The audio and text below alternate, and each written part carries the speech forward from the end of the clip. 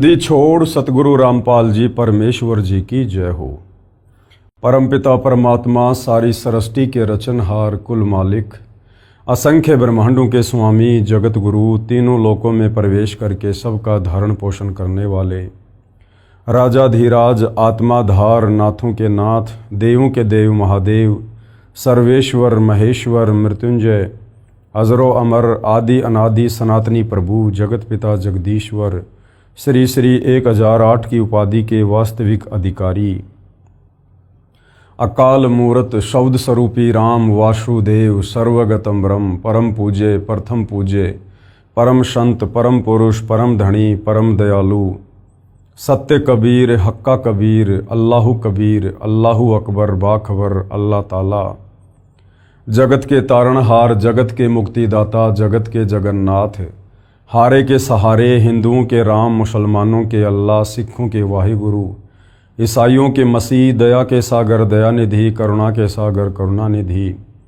स्वयंभू परिभू संकट मोचन कष्ट हरण मंगल करण दुख भंजन अविगत कबीर निर्विकार निर्विषम परमात्मा अलय अलेख सतगुरु आदि अनादि सतगुरु असली मर्यादा पुरुषोत्तम असली राम असली कृष्ण असली घनश्याम असली मुरारी राजाओं के राजा महाराजाओं के महाराजा शहंशाहों के शहंशाह सम्राटों के सम्राट भगवानों के भगवान अल्लाहों के अल्लाह प्रभुओं के प्रभु मसीहाओं के मसीह सच्चे वाहिगुरु बाबाओं के बाबा पीरों के पीर सेठों के सेठ जगत सेठ सावड़सा सेठ सर्वगुण संपन्न अनंत कोटि कलाओं के स्वामी अनंत कोटि ब्रह्मांडों के नायक योगियों में महायोगी ध्यानियों में महाध्यानी सिद्धों में परम सिद्ध ज्ञानियों में तत्वज्ञानी ब्रह्म ज्ञानी महाज्ञानी परम ज्ञानी सर्वश्रेष्ठ ज्ञानी विज्ञानी युवा कबीर समर्थ कबीर असमवात अमित ओझा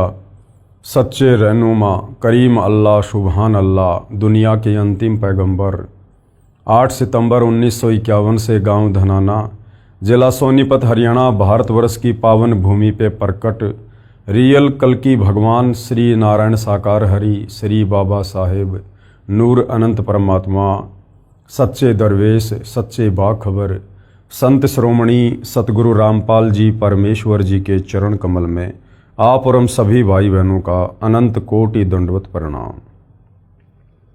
सत्साई भाई और बहनों, बहुत बड़ी दया बहुत बड़ी मेहर पूज्य गुरुदेव भगवान की परमेश्वर रामपाल जी की जिनके शुभ आशीर्वाद से विशेष आशीर्वाद से उन्हीं के सत्संगों का संग्रह पवित्र आध्यात्मिक पुस्तक कबीर बड़ा या कृष्ण के ऊपर वीडियो बनाने की श्रृंखला जारी है।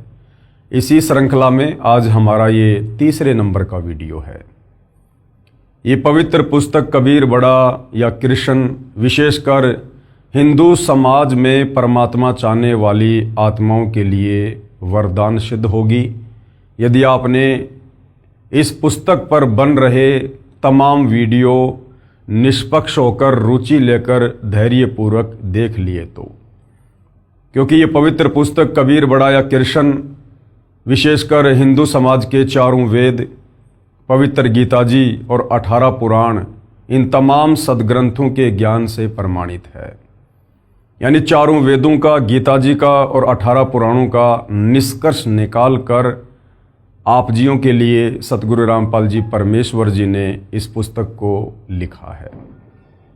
तो भाई और बहनों, यदि वास्तव में आप परमात्मा प्रेमी हैं, यदि आपको परमेश्वर चाहिए, आपको मोक्ष प्राप्त करना है, तो आपने इस पुस्तक को अवश्य पढ़ना चाहिए या फिर ये तमाम वीडियो आपने अवश्य देखने चाहिए। अभी तक इस पुस्तक के ऊपर 2 वीडियो बन चुके हैं। यदि आपने नहीं देखे हैं तो आपने अवश्य देखने चाहिए ताकि आपको इस पुस्तक में लिखित आगे का अमृत ज्ञान भली भांति समझ में आ सके। तो सर्वप्रथम हमने सृष्टि रचना को मौखिक रूप से सुना है और धीरे धीरे हमारे सदग्रंथ उस सृष्टि रचना को प्रमाणित भी कर रहे हैं। आगे इस पवित्र पुस्तक में करते भी रहेंगे। सारे प्रमाण आप जियों के समक्ष प्रस्तुत किए जाएंगे। साथ में हमें ब्रह्मा विष्णु महेश की स्थिति के विषय में भी पूज्य गुरुदेव भगवान ने बताया कि ये कितने भगवान हैं, किस लेवल के भगवान हैं, शास्त्रों के अनुसार श्री ब्रह्मा, श्री विष्णु, श्री महेश पूजा के योग्य देव है या नहीं है। आज भाई और बहनों, इसी कड़ी में हम आगे बढ़ेंगे।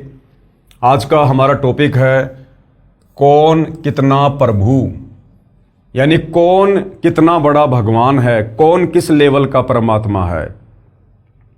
जैसे पवित्र गीता अध्याय 15 श्लोक नंबर 16 में क्षर और अक्षर दो भगवानों के विषय में जानकारी दी गई है और दोनों को नाशवान बताया है।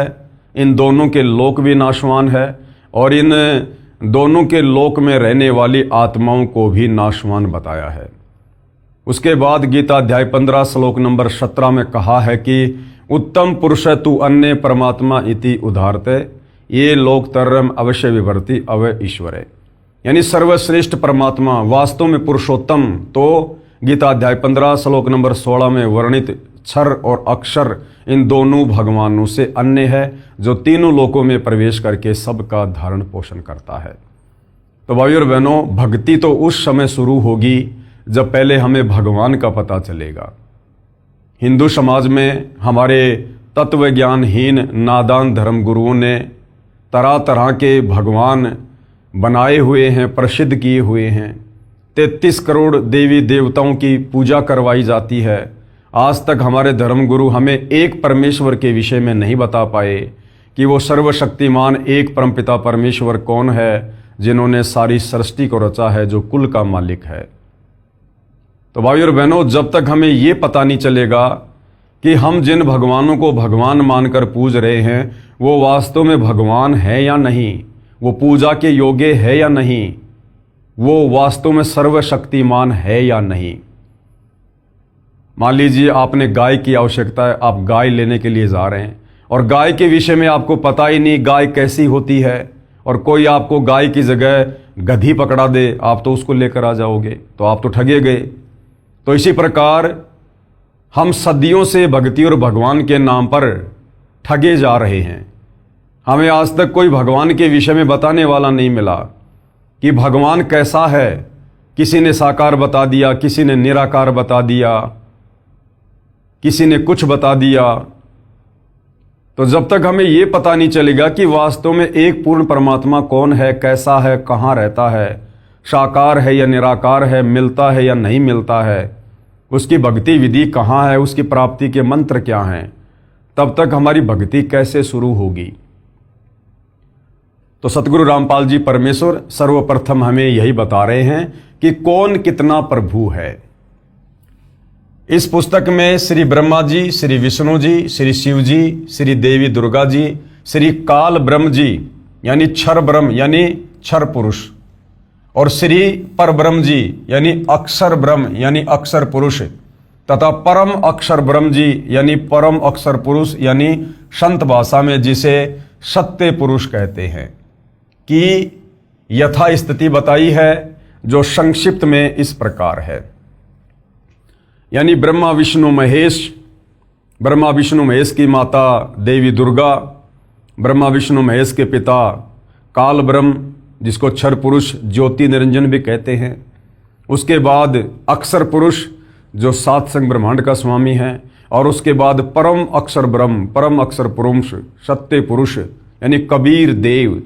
तो इनमें सर्वशक्तिमान सर्वश्रेष्ठ प्रभु कौन है, ये शास्त्रों से ही हमें गुरुदेव भगवान निष्कर्ष निकालकर बता रहे हैं। परम अक्षर ब्रह्म यानी कबीर देव, जिसका वर्णन गीता अध्याय 8 श्लोक 3, 8, 10 तथा 20 और 22 में, तथा गीता अध्याय 2 श्लोक नंबर 17, गीता अध्याय 15 श्लोक नंबर 17, गीता अध्याय 18 श्लोक 46, 61, 62, 66 में है। जिसकी शरण में जाने के लिए गीता ज्ञान बोलने वाले ने अर्जुन को कहा है। गीता बोलने वाला कौन है? ये काल ब्रह्म है, ब्रह्मा विष्णु महेश का पिता है, जो महाभारत के युद्ध के दौरान श्री कृष्ण जी के शरीर में प्रवेश करके गीता जी का ज्ञान बोल रहा है। तो इस गीता ज्ञान दाता काल ब्रह्म ने अर्जुन को क्या कहा है परम अक्षर ब्रह्म के विषय में, परमेश्वर के विषय में? कहा है कि उसकी शरण में जाने से परम शांति यानी जन्म मरण से छुटकारा मिलेगा तथा शाश्वत स्थानम यानी सनातन परम धाम यानी अविनाशी लोक यानी सतलोक प्राप्त होगा। कौन कह रहा है?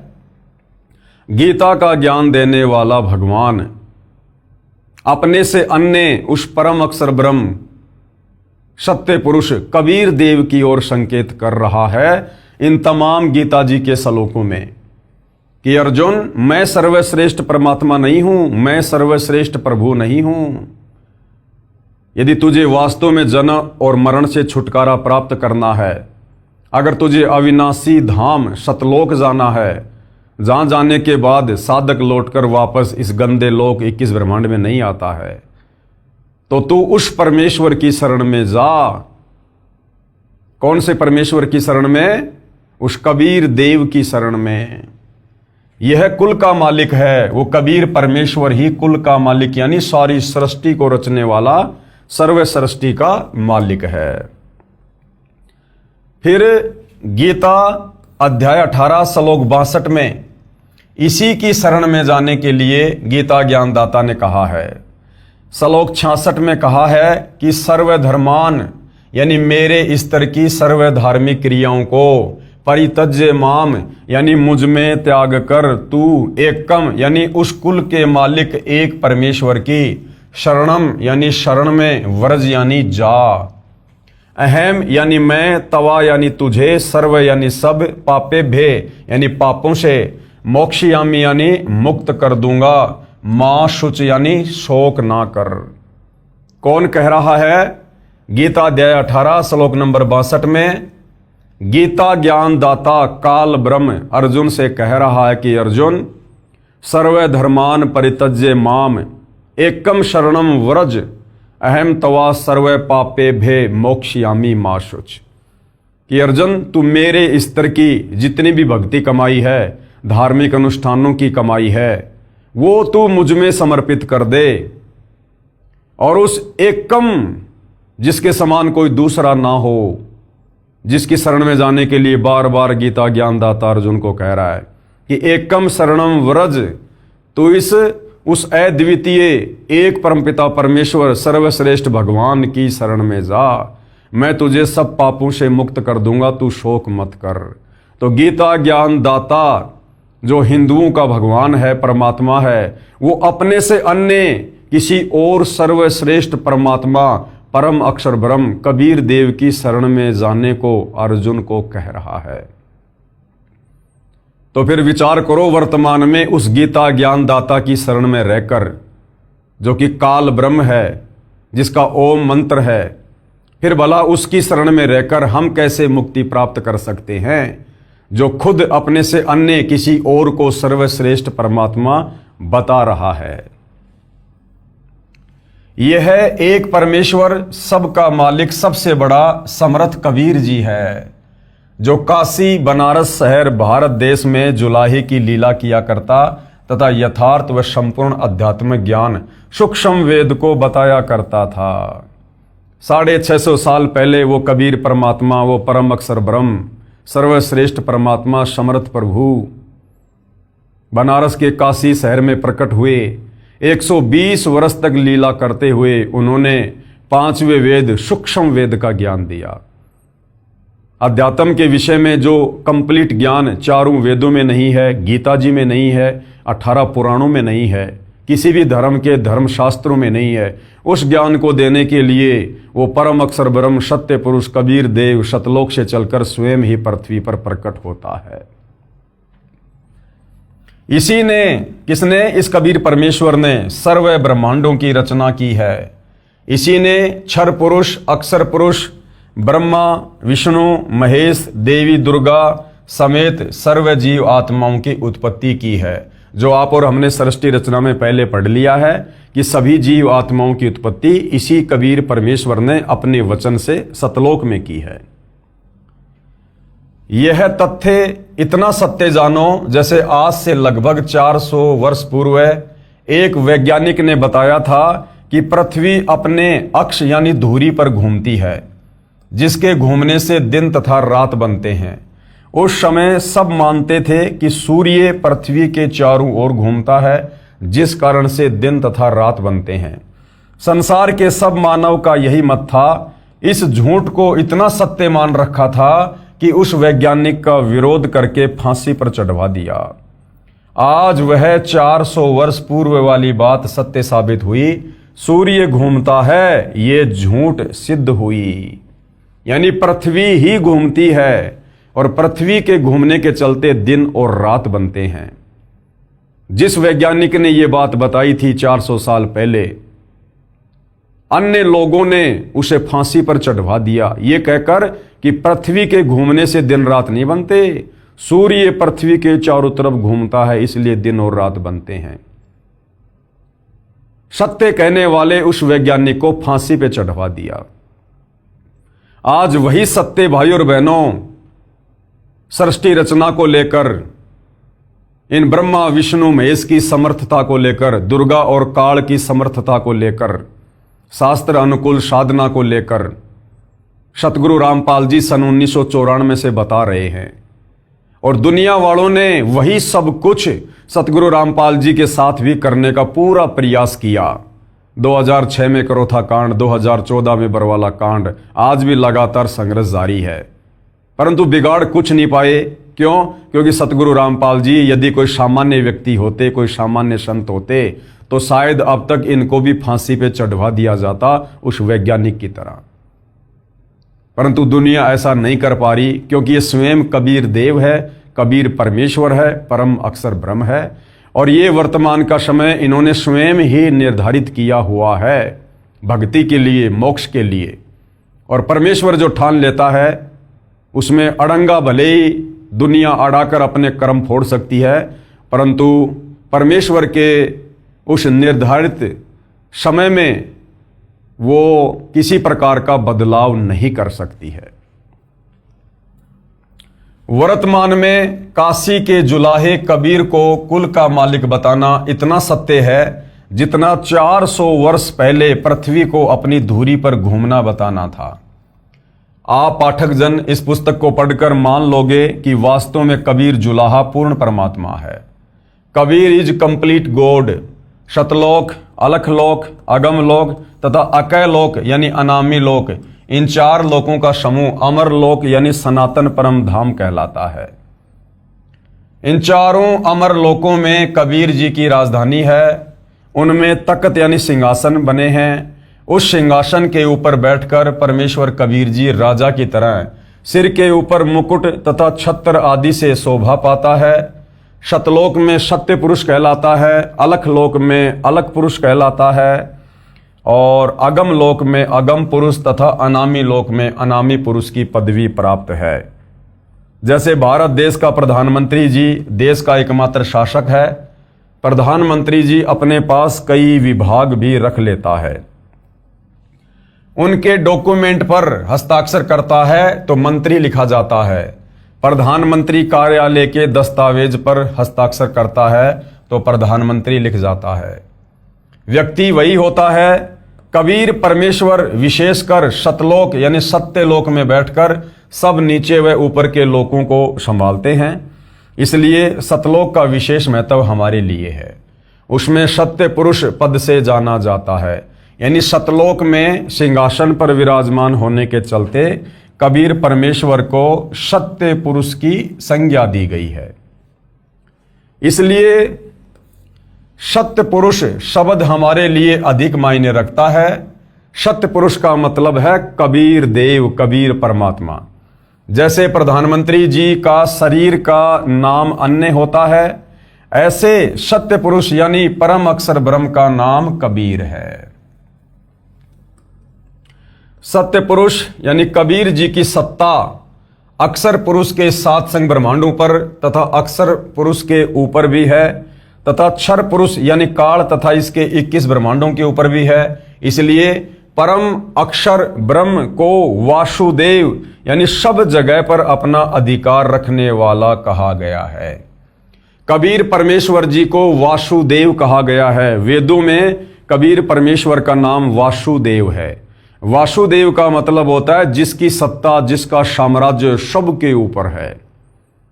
तो सृष्टि रचना में हमने पढ़ा कि अक्षर पुरुष को 7 संग ब्रह्मांड कबीर परमात्मा ने ही दिए, और इस काल को 21 ब्रह्मांड भी कबीर परमात्मा ने ही दिए।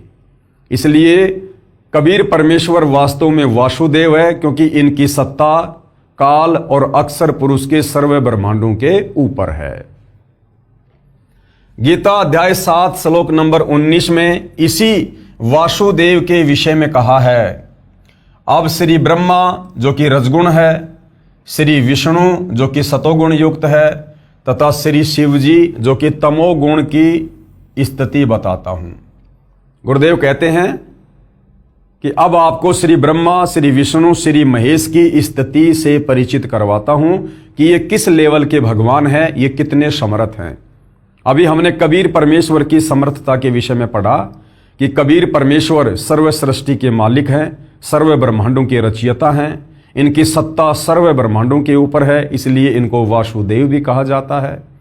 इनके बराबर और कोई शक्ति सृष्टि में नहीं है। अब ब्रह्मा विष्णु महेश कितने समर्थ हैं, किस लेवल के भगवान हैं, ये कितने वासुदेव हैं, ये कितने भगवान हैं, कितने ब्रह्मांडों के ऊपर इनका साम्राज्य है, अब गुरुदेव भगवान हमें ये बताएंगे। क्षर पुरुष यानी काल रूपी ब्रह्म के 21 ब्रह्मांड हैं।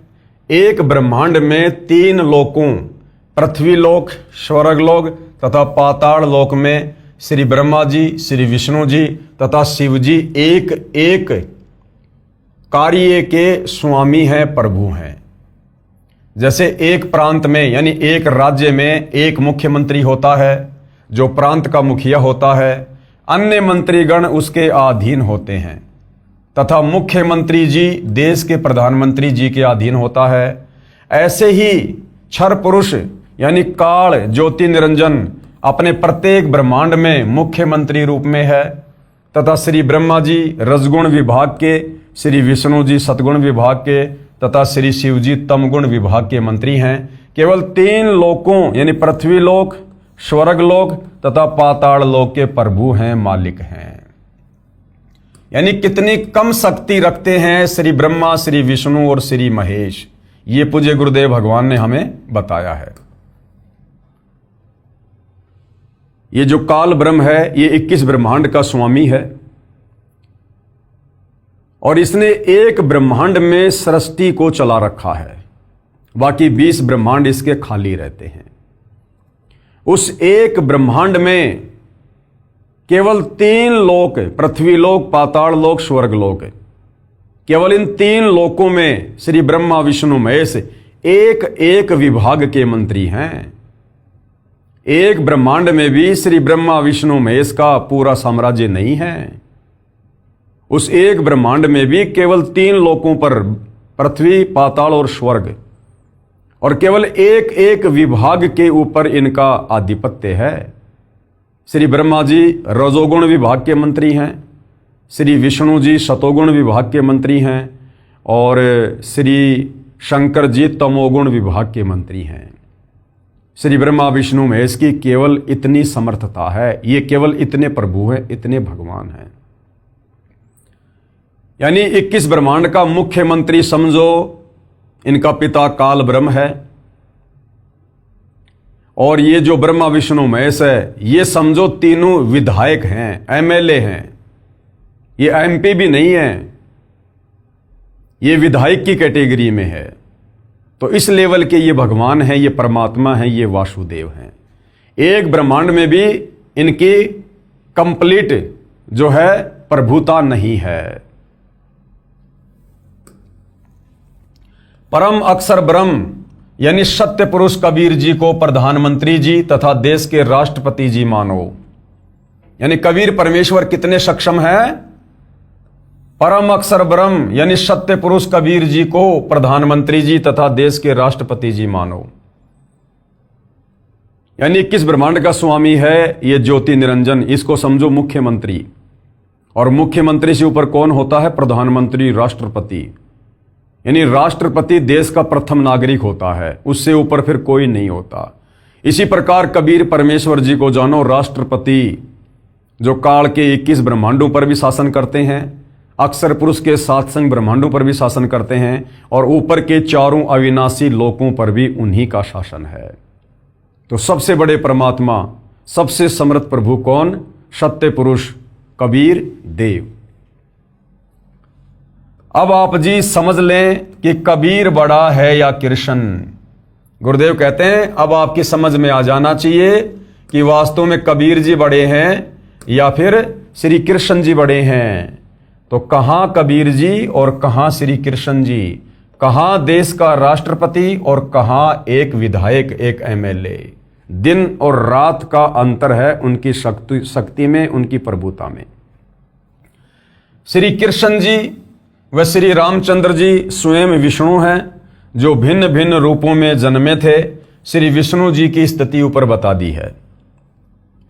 संत गरीबदास जी को परमेश्वर कबीर जी स्वयं मिले थे, उनको ऊपर के ब्रह्मांडों में लेकर गए थे, सब देवों की स्थिति से अवगत करवाया था, अपने सतलोक में भी लेकर गए थे, अपनी स्थिति से भी अवगत करवाया था, फिर वापस पृथ्वी के ऊपर छोड़ा था। तब संत गरीबदास जी ने बताया है कि क्या बताया आदरणीय गरीबदास जी ने? गरीब तीन लोक का राज है ब्रह्मा विष्णु महेश, और ऊंचा धाम कबीर का सतलोक प्रदेश। कि ब्रह्मा विष्णु महेश तो केवल 21 ब्रह्मांडों में, केवल एक ब्रह्मांड में, और तीन लोक पृथ्वी पाताल स्वर्ग, इन तीनों लोकों में केवल एक एक विभाग के मंत्री हैं, रजोगुण सतोगुण तमोगुण। और कबीर परमेश्वर ये कुल मालिक है, सबसे ऊंचा धाम कबीर का सतलोक प्रदेश। गरीब अनंत कोटि ब्रह्मांड का एक रति नहीं भार, और सतगुरु पुरुष कबीर है ये कुल के सृजनहार। काल के 21 ब्रह्मांड, अक्षर पुरुष के सातसंग ब्रह्मांड, ऊपर के चारों लोक, उनमें अनंत द्वीप, सारी रचना इस कबीर परमेश्वर ने स्वयं की है। अधिक जानकारी आगे इसी पुस्तक में पढ़ेंगे। धार्मिक भावनाओं को ठेस, जो भाई बहन ये सोचते हैं कि सतगुरु रामपाल जी हमारे देवता श्री ब्रह्मा विष्णु महेश जी को छोटा बताकर, और ये तो हमारे देवताओं की निंदा कर रहे हैं, हमारी धार्मिक भावनाओं को ठेस पहुंचा रहे हैं, तो उन नादान आत्माओं के लिए सतगुरु रामपाल जी क्या कह रहे हैं?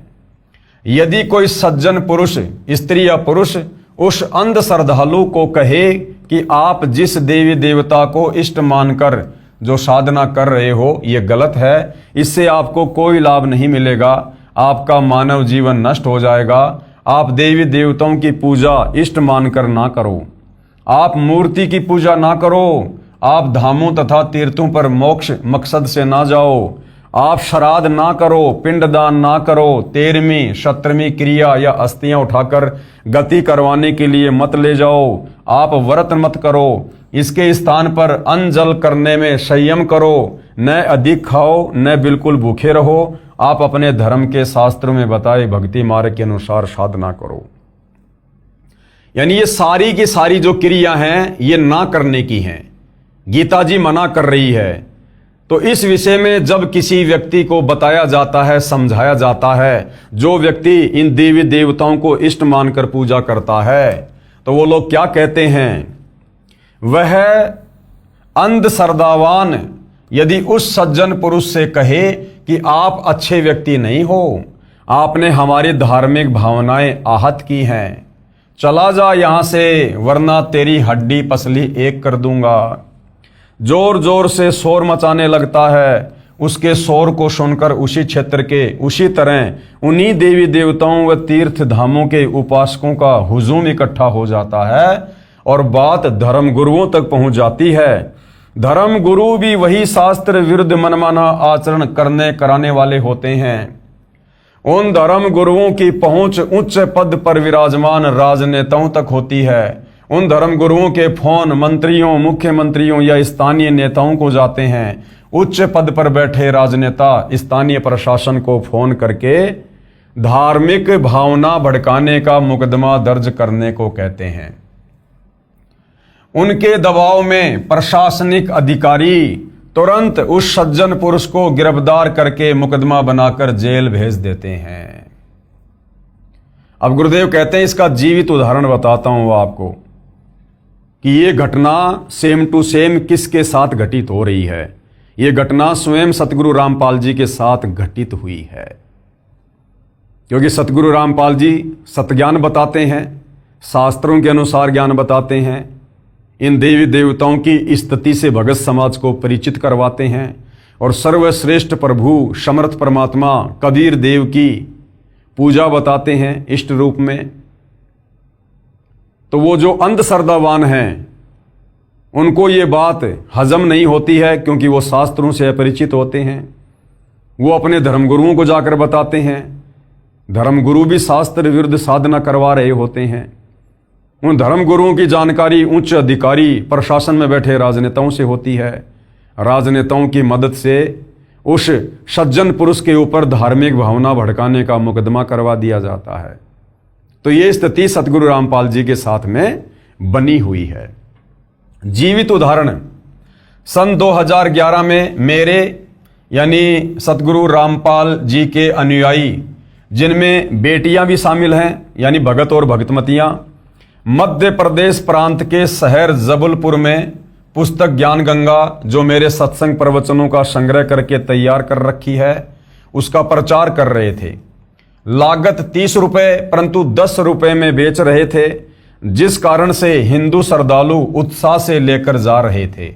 जब उन्होंने घर जाकर पढ़ा तो लगा कि अनर्थ हो गया, देवी देवताओं की पूजा गलत लिखी है, धामों तीर्थों पर जाना व्यर्थ लिखा है, माता दुर्गा का पति बताया है, श्री ब्रह्मा श्री विष्णु तथा श्री शिव का जन्म मरण बताया है, इनके माता पिता भी बताए हैं, हमारे देवताओं का अपमान किया है, मारो मारो। उन अंधश्रद्धा वालों ने पहले तो प्रचार करने वाले स्त्री पुरुषों को स्वयं पीटा, फिर थाने में ले गए। हजारों अंधश्रद्धावान इकट्ठे हो गए। जिला प्रशासन में बेचैनी हो गई, क्योंकि राजनेताओं के फोन स्थानीय डीसी, एसपी, आईजी तथा कमिश्नर के पास आने लगे। हमारे एक अनुयायी ने बताया कि उपायुक्त महोदय यानी डिप्टी कमिश्नर तथा पुलिस अधीक्षक महोदय थाने में आए, पुस्तक ज्ञान गंगा ली, उसको वहीं बैठकर पढ़ने लगे।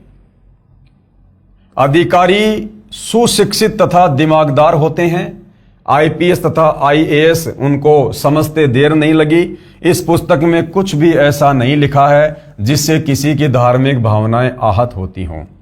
सब विवरण शास्त्रों से प्रमाणित करके लिखा है। सुबह 10 बजे से शाम के 5 बजे तक अधिकारी गण मुकदमा दर्ज करने से बचते रहे, परंतु उन अंधश्रद्धावानों ने मध्य प्रदेश के विधानसभा के अध्यक्ष ने पुनः फोन पर कहा कि अधिकारी केस दर्ज नहीं करना चाहते।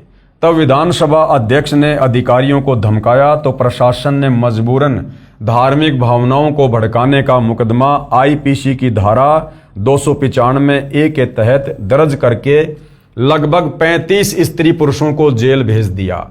मुकदमा नंबर 201 दिनांक 8/5/2011, थाना मदन महल जबलपुर। विधानसभा अध्यक्ष ने अपने पद का दुरुपयोग करके पाप किया, उसका फल भी परमात्मा ने उसे तुरंत दिया। वह विधानसभा अध्यक्ष 2 महीने बाद ही मृत्यु को प्राप्त हुआ। उसका नाम था ईश्वरदास रोहाणी। इस मुकदमे को माननीय हाई कोर्ट जबलपुर में समाप्त करने की अर्जी MCRC नंबर 13577-2013 लगाई, जो माननीय उच्च न्यायालय जबलपुर मध्य प्रदेश ने वह मुकदमा दिनांक 20/7/2017 को खत्म कर दिया, क्योंकि पुस्तक में सर्व ज्ञान शास्त्र प्रमाणित मिला। लेकिन सन 2011 से 2017 तक निचली अदालतों में तारीखों पर तारीखें पड़ी, उन पर सर्व 35 अनुयायी अपना कार्य छोड़कर गए।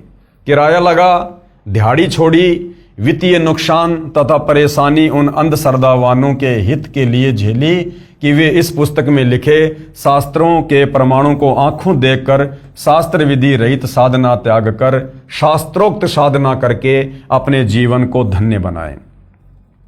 क्योंकि श्रीमद् भगवद गीता अध्याय 16 श्लोक 23-24 में प्रमाण है। इन दोनों श्लोकों का वर्णन पुस्तक में आगे किया है, वहां पर हम पढ़ेंगे। अब गुरुदेव कह रहे हैं धार्मिक भावना, अपने धर्म की धार्मिक क्रियाओं तथा परमात्मा से संबंधित पूजा पद्धति के प्रति गहरी आस्था को धार्मिक भावना कहते हैं। धार्मिक भावनाओं को आहत करना, किसी के धर्म में चल रही पूजाओं तथा उसके परमात्मा के ऊपर बिना आधार के कटाक्ष या आलोचना करना धार्मिक भावनाओं को ठेस पहुंचाना है। तर्क वितर्क, किसी विषय पर अपनी अपनी राय देना, अन्य की राय का खंडन करना व अपनी का महिमा मंडन करना, अन्य द्वारा अपने सिद्धांत का समर्थन करना, उसके विचारों को गलत बताना, यह तर्क वितर्क है। इसमें किसी ग्रंथ को आधार माना जाए तो समाधान है, अन्यथा झूठा झगड़ा है। लेखक का उद्देश्य, यानी सतगुरु रामपाल जी कह रहे हैं कि इस पुस्तक का जो लेखक है उसका मकसद, उसका उद्देश्य किसी की धार्मिक भावनाओं को ठेस पहुंचाना नहीं है, परंतु शास्त्रों को आधार मानकर तर्क वितर्क किया है। सभी शास्त्रों के प्रमाण को आधार रूप में देकर यथार्थ आध्यात्मिक ज्ञान तथा मोक्ष मार्ग को उजागर किया है। यदि इसे धार्मिक भावनाओं का आहत होना माना जाए तो दुर्भाग्य की बात है। मेरा यानी लेखक का उद्देश्य है कि विश्व के मानव को परमात्मा की खोज में इधर उधर भटकने से बचाकर प्रमाणित तथा लाभदायक शास्त्रोक्त आध्यात्मिक ज्ञान व साधना बताऊं, उनके मानव जीवन की रक्षा करूं। यदि ये धार्मिक भावनाओं को आहत महसूस होगा तो कोई बात नहीं, फिर तो ये करना आवश्यक है। गुरुदेव भगवान कहते हैं, यदि तुम्हारे ही धर्मशास्त्रों से प्रमाणित करके तुम्हें पूजा पाठ भक्ति विधि बताई जा रही है जो बिल्कुल सत्य है, और यदि फिर भी तुम्हें लगता है कि नहीं, हमारी धार्मिक भावनाओं को हमारे देवी देवताओं की निंदा करके जो है भड़काया जा रहा, ठेस पहुंचाई जा रही है, तो गुरुदेव भगवान कहते हैं फिर ये धार्मिक भावनाओं को ठेस पहुंचाना बहुत जरूरी है तुम्हारी आत्मा के कल्याण के लिए।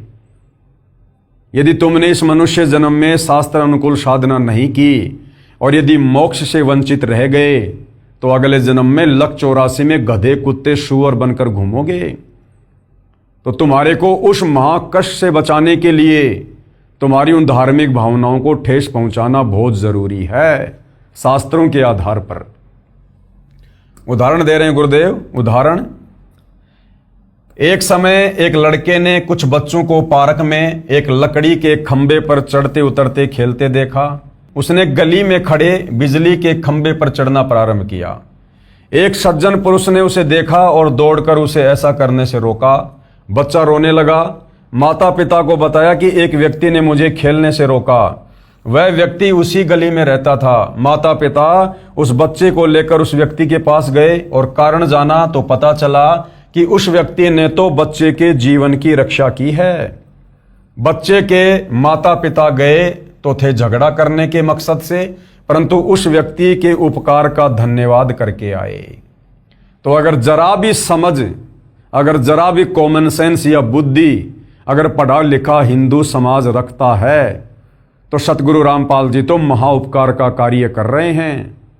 इन देवी देवताओं की समर्थता इन्हीं पुस्तकों से साबित करके आप लोगों को दिखाकर, आप हिंदू समाज से जुड़े भाई बहनों को वेद गीता और 18 पुराणों के अनुसार भक्ति साधना देकर आपको इन आधे अधूरे, इन असहाय बेचारे, इन असमर्थ देवी देवताओं की पूजा छुड़वाकर, जो स्वयं गीता अध्याय 7 श्लोक नंबर 12 से 15 में तीनों गुण रजगुण ब्रह्मा, सतगुण विष्णु, तमगुण शंकर की पूजा करने को मना किया गया है, इनकी पूजा छुड़वाकर और एक परम अक्षर ब्रह्म सर्वशक्तिमान परमात्मा कबीर देव को इष्ट रूप में पूजवाकर आप जियों को मोक्ष का मार्ग दिखा रहे हैं। तो अगर जरा भी कॉमन सेंस होगी, अगर जरा भी बुद्धि का इस्तेमाल करोगे तो आप जी अपनी आत्मा का कल्याण करवा लोगे। सतगुरु रामपाल जी तो आपको उस नादान बच्चे की तरह बिजली के खंबे पर चढ़ने से रोक रहे हैं, जो आप चिल्ला रहे हो कि हमारी धार्मिक भावनाओं को ठेस पहुंचा रहे हैं, हमारे देवी देवताओं की निंदा कर रहे हैं। ये जब इस पुस्तक को आप पढ़ोगे, सारे प्रमाण देखोगे, बखूबी आपकी समझ में आ जाएगा, यदि आप भक्ति करना चाहते हो तो। मेरा यानी लेखक का यही उद्देश्य है कि हिंदू धर्म के सब व्यक्ति लकड़ी के खंभे पर न खेलकर, शास्त्रोक्त साधना ना करके और बिजली के खंभों पर चढ़कर मर रहे हैं। यानी उस कबीर परमेश्वर की जो सर्वशक्तिमान परमात्मा है, सर्वधर्म शास्त्र केवल उसी परमेश्वर की भक्ति करने को कह रहे हैं। हिंदू समाज उस समर्थ परमेश्वर कबीर की भक्ति ना करके, लकड़ी के खंभे पर ना चढ़कर और इन देवी देवताओं की, काल ब्रह्म की, अक्षर पुरुष तक की साधना करके बिजली के खंभे पर चढ़कर मरने की तैयारी कर रहे हैं। यानी शास्त्र विरुद्ध मनमाना आचरण करके अनमोल मानव जीवन व्यर्थ कर रहे हैं। उनको शास्त्रोक्त साधना यानी गीता और वेदों के अनुसार साधना करने के लिए बाध्य करूं, क्योंकि आप मेरे बंधु हैं। बंधु नहीं, हम परमेश्वर रामपाल जी के बच्चे हैं, हम उनकी आत्माएं हैं। सारी सृष्टि के मालिक हैं कबीर देव, जो आज वर्तमान में सतगुरु रामपाल जी के नाम से धरती पर प्रकट हैं। मेरे देश के वासी हैं। कौन से देश के वासी? सतलोक देश के वासी हैं। हम सभी सतलोक से आए हुए हैं। परमात्मा के अबोध यानी अध्यात्म ज्ञान में अनजान बच्चे हैं। मुझे परमात्मा जी ने सर्व शास्त्रों का यथार्थ ज्ञान दिया है। अपने आप को छुपा कर कह रहे हैं सतगुरु रामपाल जी। वर्तमान में सब शिक्षित हैं। शास्त्रों के अध्याय, श्लोक व पेज तक पुस्तक में लिखे हैं। फोटोकॉपी भी लगाई है। जांच करें और फिर मानें। इस पुस्तक जिसका नाम है कबीर बड़ा या कृष्ण के लिखने का उद्देश्य है कि आप और मैं हिंदू धर्म में जन्मे हैं। आप और हम अवश्य जन्मे हैं, परंतु सतगुरु रामपाल जी का जन्म नहीं है। ये स्वयंभू परमात्मा है। लीला परमेश्वर कुछ भी कर सकते हैं। ये आपको आगे धीरे धीरे समझ में आएगा। आप और मैं हिंदू धर्म में जन्मे हैं। पहले ये दास यानी रामपाल दास भी आप वाली साधना लोक वेद वाली ही किया करता था। परमात्मा की कृपा से एक तत्वदर्शी संत मिल गए। उन्होंने शास्त्रों से प्रमाण बताकर मेरी शास्त्र विरुद्ध साधना, जो वर्तमान में हिंदू धर्म में प्रचलित है, ब्रह्मा विष्णु महेश वाली, उसको छुड़वाकर शास्त्रों में लिखी सत्य साधना का उपदेश देकर मेरे मानव जीवन को नष्ट होने से बचाया। उस महापुरुष यानी मेरे पूज्य गुरुदेव श्री राम देवानंद जी महाराज की मेरी 101 पीढ़ी एहसानमंद रहेगी। ये केवल भाइयों और बहनों एक खेल है, एक लीला है। सतगुरु रामपाल जी तो स्वयं कबीर परमेश्वर हैं, गुरुओं के गुरु हैं, संत शिरोमणि हैं, जगत गुरु हैं। इनको इस सृष्टि का कोई भी जीव उपदेश नहीं दे सकता, ज्ञान नहीं दे सकता। लेकिन यहाँ वो कबीर परमात्मा एक आम संत के रूप में प्रकट होकर आम व्यक्ति की लीला करके और एक अच्छी आत्मा को मुंह बोला गुरु बनाकर गुरु शिष्य परंपरा को बनाकर रखते हैं। उस आधार से गुरुदेव यहाँ पर अपने मुंह बोले गुरुदेव श्री राम देवानंद जी को महिमा दे रहे हैं। कबीर परमेश्वर जी ने सूक्ष्म वेद में कहा है कि कबीर पीछे लाग्या जाऊ था लोक वेद के साथ। यानी जैसे दुनिया दंत कथाओं के आधार पर, लोक वेद के आधार पर, शास्त्र विरुद्ध साधना के आधार पर लगी हुई थी पूजा पाठ में, कहते हैं हम भी उसी हिसाब से चल रहे थे। पीछे लाग्या जाऊ था लोक वेद के साथ और मार्ग में सतगुरु मिले दीपक दीन्या हाथ। लेकिन मुझे आगे चलकर इस भक्ति मार्ग में सच्चा गुरु मिल गया और उन्होंने मेरे हाथ में तत्व ज्ञान रूपी दीपक दे दिया, यानी मुझे शास्त्र अनुसार साधना पर लगा दिया। अर्थात बताया है कि एक साधक अपने धर्म में लोकवेद क्या होता है? दंत कथा, यानी सुनी सुनाई बात जिसका कोई आधार ना हो, यानी सुनी सुनाई बातों के आधार से जो शास्त्र प्रमाणित साधना नहीं थी, साधना करता हुआ भक्ति मार्ग पर चला जा रहा था, यानी तीर्थ धामों पर भटक रहा था। उस मार्ग में यानी भक्ति करते करते तत्वदर्शी संत मिल गया जिसने शास्त्रों का ज्ञान करवाया। यानी जैसे अंधेरे में भटक रहे व्यक्ति को दीपक मिल जाए तो वह मार्ग पर चलता है, कुमार्ग को त्याग देता है। जैसे आप और हम सभी भगत भाई बहन सतगुरु रामपाल जी परमेश्वर जी की शरण में आने से पहले हम उस लोकवेद दंत कथा के आधार से शास्त्र विरुद्ध साधना कर रहे थे। जो जैसी भक्ति बता देता था, कोई व्रत बता देता था, कोई पैदल यात्रा बता दिया करता, कोई मंदिर मस्जिद की भक्ति बता दिया करता। हम सब क्रियाएं कर रहे थे क्योंकि हमें अध्यात्म का ज्ञान नहीं था। आगे चलकर हमें तत्वदर्शी संत मिल गए, सतगुरु रामपाल जी मिल गए, और उन्होंने हमें शास्त्रों से प्रमाणित करके भक्ति साधना बताई। अर्थात वो तत्व ज्ञान रूपी दीपक गुरुदेव ने आप और हमें दे दिया। उसकी रोशनी में हम भ्रमने भटकने से बच गए और शास्त्र अनुकूल साधना पर लग गए। उसी प्रकार मैं यानी साधक यानी भगत उस तत्व ज्ञान रूपी शास्त्रों के ज्ञान रूपी दीपक की रोशनी में चलने लगा और मंजिल को प्राप्त किया। सूक्ष्म वेद में कहा है, सूक्ष्म वेद क्या है? पांचवा वेद। जैसे 4 वेद हैं, यजुर्वेद, ऋग्वेद, सामवेद, अथर्ववेद। लेकिन जो पांचवा वेद है जिसमें कंप्लीट अध्यात्म का ज्ञान है, जिसको सूक्ष्म वेद कहते हैं, तो पांचवा वेद सूक्ष्म वेद क्या कहता है? जिसको स्वयं परमात्मा आकर ही बताते हैं। सत्य भक्ति करे जो हंसा, क्या कह रहे हैं परमात्मा? सत्य भक्ति करे जो हंसा, तारों तास के इकोत्तर वंशा। जो भगत तत्वदर्शी संत से उपदेश लेकर शास्त्र अनुकूल साधना करने लग जाता है, उसका तो मोक्ष होता ही होता है। पीछे से उसकी 101 पीढ़ी का परमात्मा उद्धार करता है। समय आने पर उनको भी मोक्ष देता है। संत भाषा में इकोत्तर का मतलब होता है 101। तो मालिक कहते हैं सत्य भक्ति करे जो हंसा, हंसा यानी भगत, तारों तास के इकोत्तर वंशा, उसकी 101 पीढ़ियों का उद्धार करूंगा। शब्दार्थ, परमात्मा जी ने कहा है कि जो साधक शास्त्रोक्त सत्य साधना भक्ति करता है तो मैं उसकी 101 पीढ़ी को संसार सागर से पार कर दूंगा, यानी पूरे वंश का मोक्ष कर दूंगा। प्रिय पाठकों, मेरी यानी लेखक की तो 71 पीढ़ी निसंदेह पार होगी। मेरे को दीक्षा देने का अधिकार मेरे पूज्य गुरुदेव श्री राम देवानंद जी ने दिया है।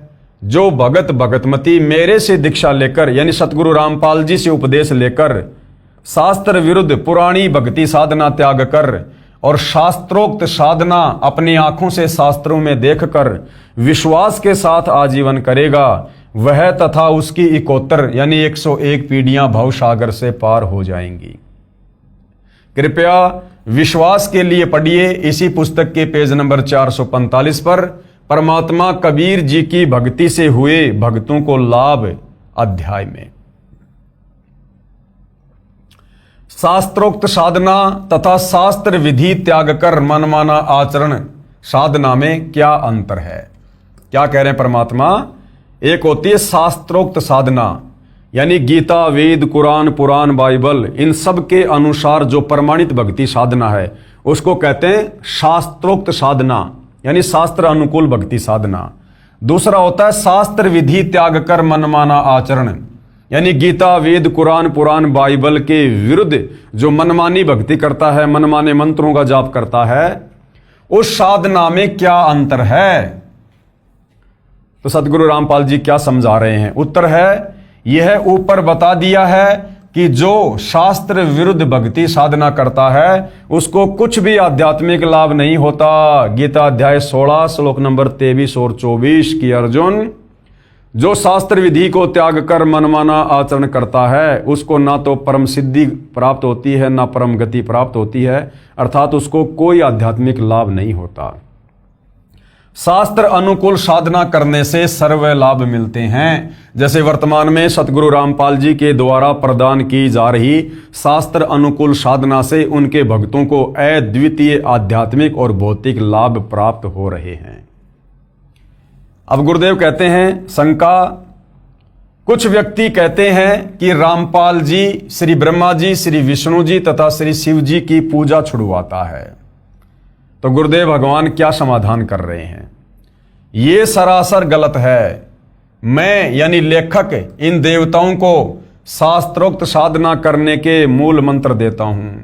गुरुदेव कहते हैं मैं किसी देवी देवता की भक्ति पूजा नहीं छुड़वाता, मैं तो आप लोगों को आप ही के धर्मशास्त्रों से प्रमाणित करके इन देवताओं के सच्चे मंत्र देता हूं, मूल मंत्र, बीज मंत्र। जैसे श्रीमद् भगवत गीता अध्याय 15 श्लोक 1 से 4 तथा 16-17 में कहा है कि यह संसार ऐसा जानो जैसे पीपल का वृक्ष उल्टा लटका है, ऊपर को मूल यानी जड़ तो परम अक्षर पुरुष है यानी कबीर देव है, तथा तना अक्षर पुरुष है, उससे मोटी डार निकली है, वह क्षर पुरुष यानी काल ब्रह्म है, जिसे ज्योति निरंजन भी कहते हैं। उस डार से तीनों गुण रूपी रजगुण ब्रह्मा, सतगुण विष्णु तथा तमगुण शिव रूपी शाखाएं निकली हैं, तथा उन शाखाओं पर लगे पत्ते संसार का अंश जानो। विचार करो पाठक जनों, क्या कह रहे हैं गुरुदेव भगवान। हम आम का पौधा वन विभाग की नर्सरी से लाकर जमीन में गड्ढा बनाकर रोपेंगे, उसकी जड़ की सिंचाई करेंगे। उद्देश्य रहेगा कि यह पौधा पेड़ बने और शाखाओं को फल लगे और हम खाएं और अन्य को खिलाएं या बेचकर अपना निर्वाह चलाएं। क्या हम पौधे की शाखाओं को तोड़ फेंकेंगे? बिल्कुल भी नहीं तोड़कर फेंकेंगे, क्योंकि शाखाओं के ही तो फल लगेंगे। इसी प्रकार भक्ति रूपी पेड़ की शाखा है रजगुण ब्रह्मा, सतगुण विष्णु, तमगुण शंकर। तो सतगुरु रामपाल जी इस भक्ति रूपी पेड़ की शाखाओं को, ब्रह्मा विष्णु महेश की पूजा को कैसे छुड़वा देंगे, इनकी भक्ति को कैसे छुड़वा देंगे। सतगुरु रामपाल जी तो इन शाखाओं के यथार्थ मंत्र बता रहे हैं ताकि इन पर तुरंत फल लगना शुरू हो जाए। क्या हम पौधे की शाखाओं को तोड़ फेंकेंगे? उत्तर है कभी नहीं। इसी प्रकार तीनों देवता श्री ब्रह्मा जी, श्री विष्णु जी तथा श्री शिव जी प्राणी को कर्मों का फल देते हैं। ये हमारी साधना के अभिन्न अंग हैं, इनको छोड़ नहीं सकते। इन तीनों देवताओं से लाभ लेने के विशेष मंत्र हैं जो सूक्ष्म वेद में बताए हैं, जो मेरे पास हैं यानी सतगुरु रामपाल जी के पास हैं और विश्व में किसी के पास नहीं है। तो सतगुरु रामपाल जी तो हमें इन तीनों देवता ब्रह्मा विष्णु महेश के वास्तविक मंत्र बताते हैं, इनके मूल मंत्र, इनके बीज मंत्र, ताकि उन मंत्रों का जाप करने से ये तुरंत आप और हमारे ऊपर ध्यान देना शुरू कर दें।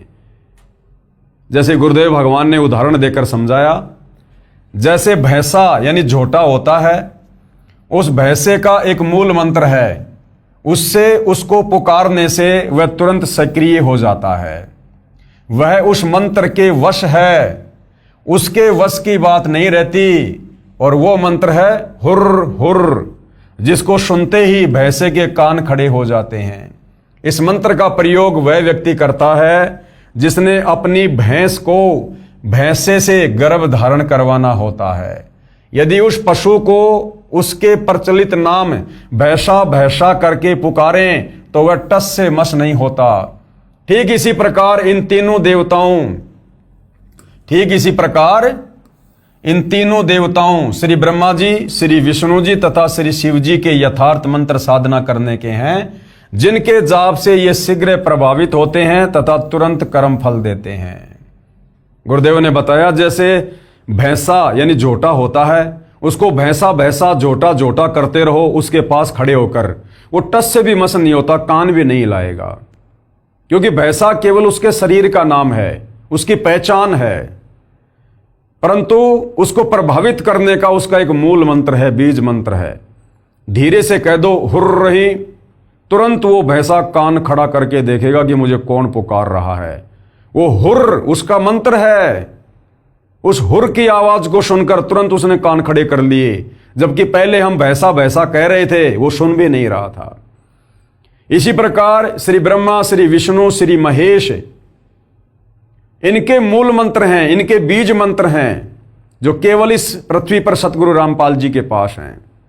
बाकी आप चाहे कितना ही श्री ब्रह्मा ओम श्री शंकर देवाय नमः, श्री ब्रह्मा देवाय नमः, श्री विष्णु देवाय नमः, ओम नमो भागवते वासुदेवाय नमः, इनके नाम लेकर आप कितने ही जाप कर लो, ये ब्रह्मा विष्णु महेश उस भैंसे की तरह टस से मस भी नहीं होंगे। और जैसे ही आप सतगुरु रामपाल जी के ज्ञान को समझकर उनसे उपदेश प्राप्त करेंगे, प्रथम दीक्षा लेंगे, तो प्रथम दीक्षा में इन्हीं देवी देवताओं के मंत्र दिए जाते हैं। प्रथम दीक्षा में सतगुरु रामपाल जी इन्हीं पांचों देवी देवताओं के मंत्र देते हैं। श्री ब्रह्मा और शावत्री जी का, श्री गणेश जी का, श्री विष्णु और लक्ष्मी जी का, देवी दुर्गा का, शंकर और पार्वती का। क्योंकि इन पांचों देवताओं का स्थान हमारे शरीर में बने इन कमल चक्रों में है। और जब हम अधिकारी गुरु तत्वदर्शी संत से उपदेश प्राप्त करके जब इन मंत्रों का उनके द्वारा बताई गई विधि अनुसार जाप करेंगे तो ये देवी देवता तुरंत सक्रिय हो जाते हैं कि भगत हमें क्यों पुकार रहा है, भगत को किस वस्तु की आवश्यकता है, और हमें सर्व भौतिक सुविधा मिलनी शुरू हो जाती है। तो सतगुरु रामपाल जी श्री ब्रह्मा, श्री विष्णु, श्री शंकर जी की भक्ति छुड़वाते नहीं हैं, बल्कि इनके यथार्थ मंत्र जो शास्त्र प्रमाणित है वो हमें देते हैं ताकि हम भक्ति मार्ग पर इनसे लाभ प्राप्त कर सकें। हमने पूजा मूल परम अक्षर ब्रह्म यानी परमेश्वर को इष्ट रूप मानकर करनी है। यानी हमने पूजा तो करनी है कबीर परमेश्वर की, और कोई पूजा के योग्य समर्थ भगवान सृष्टि में नहीं है। परंतु इस पूजा की पद्धति में ये तीनों देवता भी इस साधना का अभिन्न अंग हैं। जिस प्रकार हमने यदि आम के पौधे से आम प्राप्त करने हैं तो हमने पूजा तो करनी पड़ेगी जड़ों की, हमने पानी खाद डालना पड़ेगा उस आम के पेड़ की जड़ों में, परंतु फल तो शाखाओं को लगेंगे। तो इसी प्रकार भक्ति रूपी पौधे की जड़ है कबीर भगवान, जिनको इष्ट रूप में हमने पूजना है, और भक्ति रूपी पौधे के फिर फल लगेंगे ब्रह्मा विष्णु महेश के माध्यम से।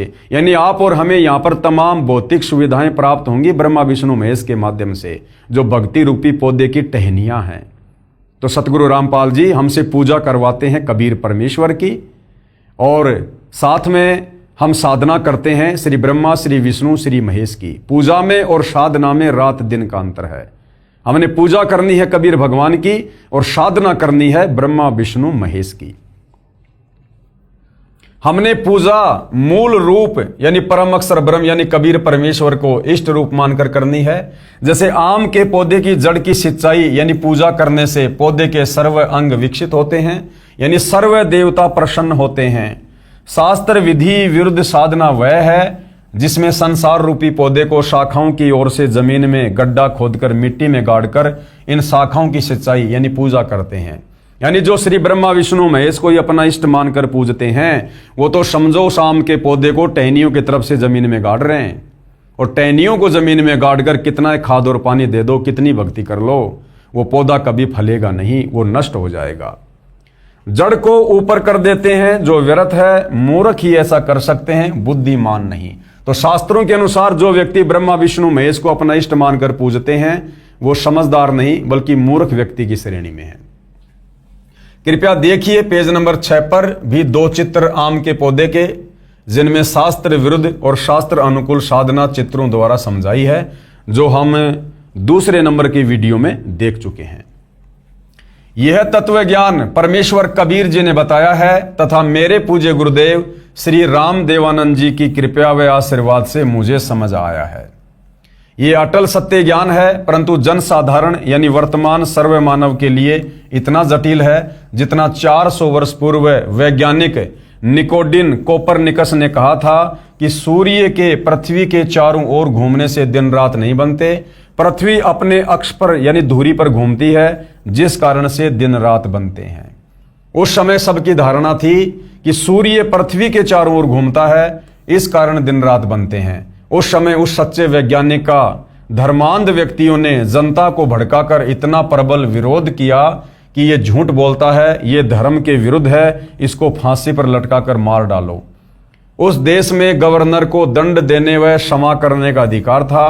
कहते हैं कि गवर्नर ने वैज्ञानिक से कहा था कि आप एक बार जनता के सामने कह दें कि पृथ्वी नहीं घूमती, सूर्य घूमने से दिन रात बनते हैं, मैं आपको क्षमा कर दूंगा। परंतु सत्य के पुजारी वैज्ञानिक ने कहा कि यह असत्य है, मैं कभी नहीं कहूंगा, जो करना है करो। उस सच्चे व्यक्ति को उस समय फांसी पर लटका दिया गया था। बाद में 400 साल बाद उस दिवंगत वैज्ञानिक की आत्मा से विश्व ने क्षमा याचना की कि आपका बताया विधान सत्य था, हमको क्षमा करना, यही दशा मेरी है। अब गुरुदेव भगवान क्या कह रहे हैं कि वर्तमान में उस वैज्ञानिक जैसी दशा मेरे साथ हो रही है।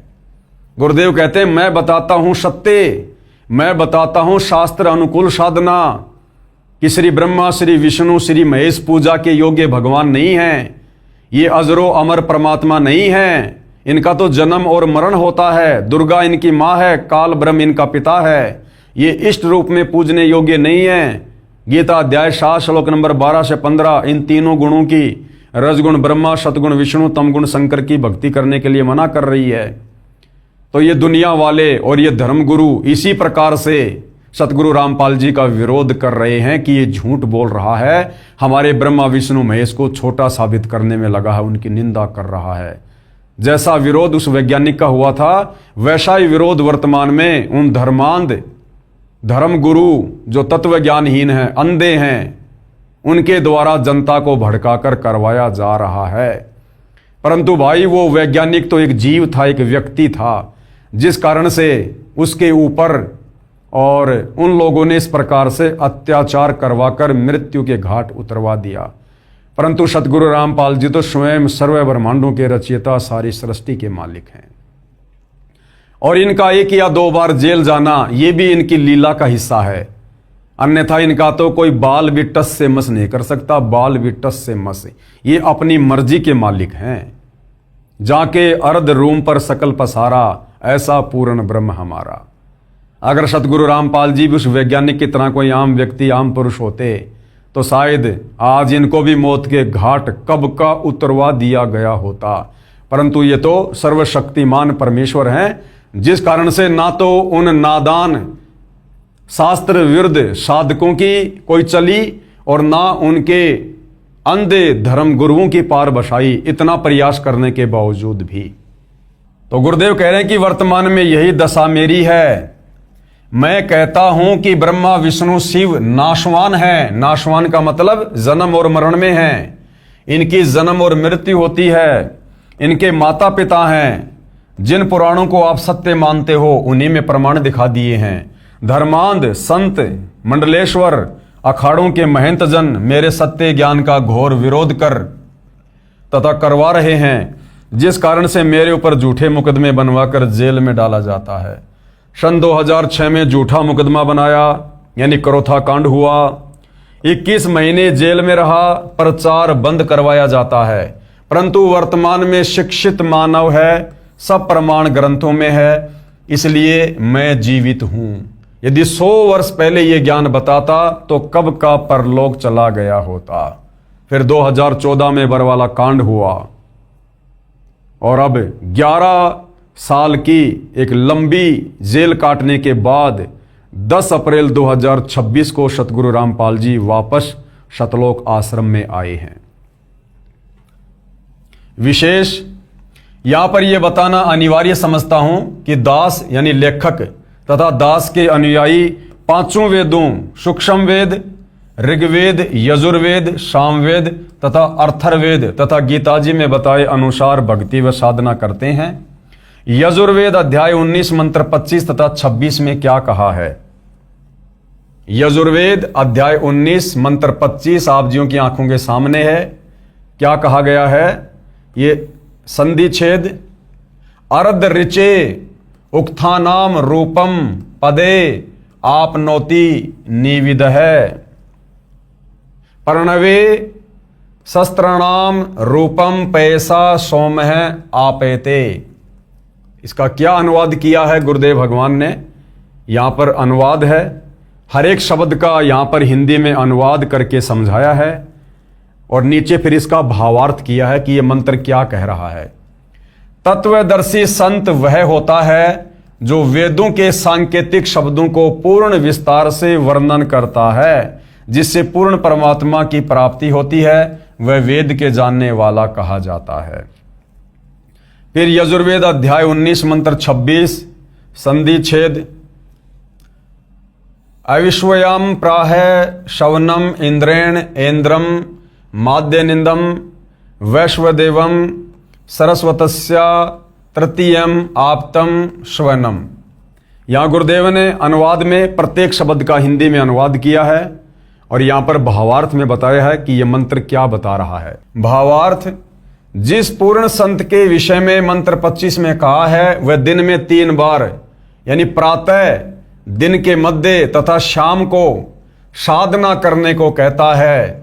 सुबह तो पूर्ण परमात्मा की पूजा, दोपहर को सर्व देवताओं को सत्कार के लिए तथा शाम को संध्या आरती आदि को अमृतवाणी के द्वारा करने को कहता है। वह सर्व संसार का उपकार करने वाला होता है। यानी त्रिकाल संध्या जो हमारे वेदों में वर्णित है कि वो जो तत्वदर्शी संत होगा, जो 3 समय की आरती अपने भक्तों को देगा, सुबह, दोपहर और शाम को, समझ लेना वो तत्वदर्शी संत, वो धीरनाम संत, वो विश्व का उपकार करने वाला होगा। और वर्तमान में भाई और बहनों, ये जो त्रिकाल संध्या है, दिन में 3 समय की जो आरती है, आजकल आप जी भविष्य मालिका को लेकर बहुत सारे वीडियो देख रहे होंगे जिसमें बार बार त्रिकाल संध्या का जिक्र किया जाता है कि आने वाले विनाशकारी समय में यदि किसी को बचना है और यदि आने वाले सतयुग में किसी ने प्रवेश करना है तो त्रिकाल संध्या करते रहना होगा। लेकिन उन बेचारे भविष्य मलिका वालों के पास में त्रिकाल संध्या नहीं है। वो केवल त्रिकाल संध्या का नाम जानते हैं। वास्तव में त्रिकाल संध्या क्या है, कैसे होती है, कौन देता है, ये उन्हें नहीं पता है। तो ये त्रिकाल संध्या सतगुरु रामपाल जी के पंथ में है और उनके भगत दिन में 3 बार इसे प्रतिदिन करते हैं। जैसा कि इन वेद मंत्रों में स्पष्ट किया है कि तत्वदर्शी संत शास्त्रों के सांकेतिक शब्दों को ठीक से समझता व समझाता है, गूढ़ रहस्यों को उजागर करता है, 3 समय की स्तुति प्रतिदिन करने को कहता है यानी त्रिकाल संध्या करने को कहता है, स्वयं भी करता है तथा अनुयायियों से भी करवाता है। हम यानी लेखक तथा मेरे अनुयायी 3 समय सुबह, दोपहर तथा शाम को स्तुति यानी आरती करते हैं। दोपहर को 12 बजे के बाद विश्व के सर्व देवी देवताओं की स्तुति यानी सम्मान आरती करते हैं। पूजा परम अक्षर ब्रह्म की करते हैं। पूजा हम केवल कबीर देव की करते हैं, बाकी सम्मान सबका करते हैं। जैसे देश के राजा यानी प्रधानमंत्री जी को मुखिया रूप में विशेष सम्मान देते हैं तथा अन्य मंत्रियों व अधिकारियों को भी नमस्कार करते हैं, वे अच्छे नागरिक होते हैं। इसी प्रकार हम पूजा तो परम अक्षर ब्रह्म यानी कबीर देव की करते हैं तथा सम्मान सबका करते हैं। श्री ब्रह्मा, श्री विष्णु, श्री महेश, श्री दुर्गा, काल ब्रह्म, अक्षर पुरुष, सम्मान हम सबका करते हैं। परंतु हमारे जो पूज्य देव हैं वो हैं कबीर परमेश्वर। प्रमाण के लिए दोपहर की स्तुति के कुछ अंश यानी त्रिकाल संध्या के अंतर्गत जो दोपहर की आरती है, जो 12 बजे से लेकर विशेष तौर पर दिन के 2 बजे तक करने का विधान है, तो जो दोपहर की आरती है उसको असुर निकंदन रमेणी कहते हैं संत भाषा में, जो हम सभी सतगुरु रामपाल जी के फॉलोवर करते हैं। तो दोपहर की जो असुर निकंदन रमेणी है उसकी कुछ वाणियां यहां पूज्य गुरुदेव भगवान ने लिखी हैं, उन वाणियों को हम पढ़ेंगे। सत्य पुरुष समर्थ ओंकारा, अदली पुरुष कबीर हमारा, आदि युगादि दया के सागर, काल कर्म के मोचन आगर। दुख भंजन दरवेश दयाला, असुर निकंदन कर पैमाला। आब खाक पावक और पौना, गगन सुन दरियाई दोना। धर्म राय दरबानी चेरा, सुर असुरों का करे निबेरा। सत का राज धर्म राय करही, अपना किया सभय दंड भरही। शंकर शेष और ब्रह्मा विष्णु, नारद सारद जा उर रसनम। गौरीज और गणेश गोसाई, कारज सकल सिद्ध हो जाई। जो कहते हैं ना कि सतगुरु रामपाल जी ब्रह्मा विष्णु महेश की साधना छुड़वाते हैं, निंदा करते हैं, हम सभी सतगुरु रामपाल जी के भगत सतगुरु रामपाल जी के द्वारा दी गई दोपहर की आरती में इन सभी देवी देवताओं का नाम लेकर इनका आदर सत्कार करते हैं। तो देखिएगा शंकर शेष, शंकर यानी महादेव, शेष यानी शेषनाग, ब्रह्मा जी विष्णु जी, नारद यानी नारद, शारद यानी शारदा, गौरीज यानी गौरीजा पार्वती, और गणेश गोसाई कारज सकल सिद्ध हो जाई, यानी इनकी साधना करने से भगत के सारे कार्य सिद्ध हो जाते हैं। ब्रह्मा विष्णु और शंभु शेषा तीनों देवा दयालु हमेशा, सावित्री और लक्ष्मी गौरा ये तीनों देवताओं की धर्म पत्नियां हैं। श्री ब्रह्मा जी की पत्नी सावित्री, विष्णु जी की पत्नी लक्ष्मी और शंकर जी की पत्नी गौरा। सावित्री और लक्ष्मी गौरा तीहू देवा सिर कर हैं चौरा। लील नाभ से ब्रह्मा आए, यानी विष्णु जी की नाभि कमल से ब्रह्मा जी की उत्पत्ति हुई, और आदि ओम के पुत्र कहे। आदि ओम यानी ये काल ब्रह्म। शंभु मनु ब्रह्मा की शाखा, स्वयंभू मनु जो ब्रह्मा जी का मानस बेटा था। ऋग यजु श्याम अथर्वन भाषा, उसने चारों वेदों को पढ़ा। पीवरत भया उतानम पाता, जाके ध्रुव आत्म ज्ञाता। सनक सनंदन संत कुमारा, चार पुत्र अनुरागी धारा। ये ब्रह्मा जी के मानस पुत्र हैं। 33 कोटि कला विस्तारी, ये 33 करोड़ देवी देवताओं के विषय में, और 88 मुनिजनधारी। कश्यप पुत्र सूरज सुरज्ञानी, 3 लोक में किरण समानी। 60,000 संगी बाल खेलम, बीना रागी अजब बलेलम। 3 कोटि योद्धा संग जाके, शिकबंदी हैं पूर्ण साके। हाथ खड़ग गल पुष्प की माला, कश्यप सुत है रूप विशाला। ये सूर्य के पुत्र हैं कश्यप जी, ये उनके विषय में बताया जा रहा है। कौस्तभ मणि जड़ा विमान तुम्हारा, सुर नर मुनिजन करत जुहारा। चंद सुर चकवे पृथ्वी माही, निश्वासर चरणों चितलाही। पीठे सूरज सन्मुख चंदा, काटे त्रिलोकी के फंदा। तारायण सब स्वर्ग समूलम, पखे रहे सतगुरु के फूलम। जय जय ब्रह्मा समर्थ स्वामी। देखिएगा श्री ब्रह्मा जी को समर्थ परमात्मा की संज्ञा दी गई है। जो लोग कहते हैं कि सतगुरु रामपाल जी तो हमारे ब्रह्मा विष्णु महेश की निंदा करते हैं। जय जय ब्रह्मा समर्थ स्वामी, येती कला परम पद धामी। और जय जय शंभु शंकर नाथा, कला गणेश और गौरीज माता। कोटि कटक पैमाल करंता, ऐसा शंभु समर्थ कंता। चंद लिलाट सुर संगीता, योगी शंकर ध्यान उदिता। नील कंठ सोहे गरुड़ासन, शंभु योगी अचल सिंहासन। गंग तरंग छूटे बहुदारा, और अजप्पा तारी जय जयकारा। रिद्धि सिद्धि दाता शंभु गोसाई, दारिद्र मोक्ष सबय हो जाई। आसन पदम लगाए योगी, नी इच्छा निर्वाणी भोगी। ये शंकर जी के बारे में बताया जा रहा है। सर्प भुवंग गले रुंडमाला, और व्यर्सव चढ़िए दीन दयाला। यानी शंकर जी अपने गले में सर्पों की माला डाल के रहते हैं, और व्यर्सव यानी बैल के ऊपर जो है वो सवारी करते हैं। वामे कर त्रिशूल विराजे, यानी श्री शंकर जी उल्टे हाथ में त्रिशूल धारण करते हैं, और दहने कर सुदर्शन साजे।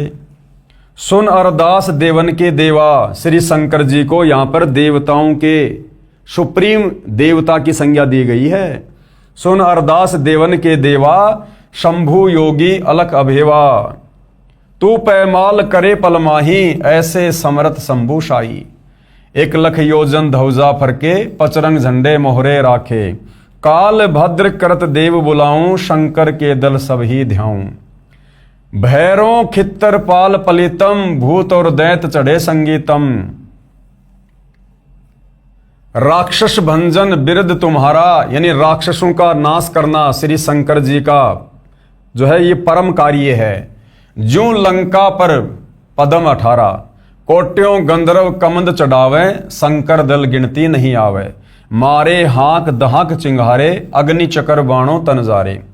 कंप्या शेष धरनी थर्रानी, जा दिन लंका घाली घानी। तुम शंभु ईसन के ईसा, और व्यर्सव चढ़िए विश्वे बीसा।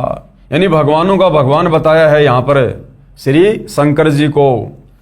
इंद्र देवताओं का राजा इंद्र, धन का देवता ये कुबेर, और जल का देवता वरुण। इंद्र कुबेर और वरुण बुलाऊं, रापती सवेत सिंहासन ल्याऊं। इंद्र दल बादल दरियाई 96 कोटि की हुई चढ़ाई। सुरपति यानी देवताओं का राजा इंद्र, सुरपति चढ़े इंद्र अनुरागी, अनंत पदम गंधर्व बड़भागी। किशन भंडारी चढ़े कुबेरा, अब दिल्ली मंडल बोरियों फेरा। वरुण विनोद चढ़े ब्रह्मज्ञानी, कला संपूर्ण 12 बानी। धर्मराय आद युगादि चेरा, 14 कोटि कटक दल तेरा। चित्रगुप्त के कागज माही, और जेता उपजा सतगुरु साई। सातों लोकपाल का रासा, उर में धरिए साधु दासा। विष्णुनाथ है असुर निकंदन, यहां श्री विष्णु जी को राक्षसों का नाश करने वाला बताया है। और संतों के सब काटे फंदन, नरसिंह रूप धरे गुरु राया। हिरणाकुश को मारण धाया। शंख चक्र गदा पद्म विराजे, यानी शंकर जी क्या क्या धारण करते हैं। शंख चक्र गदा पद्म विराजे, भाल तिलक जाके उर साजे। वाहन गरुड़, यानी वो किसकी सवारी करते हैं, गरुड़ जी की। वाहन गरुड़ कृष्ण अश्वारा, और लक्ष्मी ढोरे चवर अपारा, लक्ष्मी जी उनके ऊपर चवर करती है। रावण मही रावण से मारे, और सेतु बांध सेना दल तारे। जरा सिंध और बाली खपाए, कंस के सिचानोर हराए। काली दै में नागी नाथा, शिशुपाल चक्कर से काटे माथा। काल यवन मथुरा पर धाये, 18 कोटि कटक चढ़ाए। मुचकंद पर पीतांबर डार्या, काल यवन जहां बेगी सिंहार्या।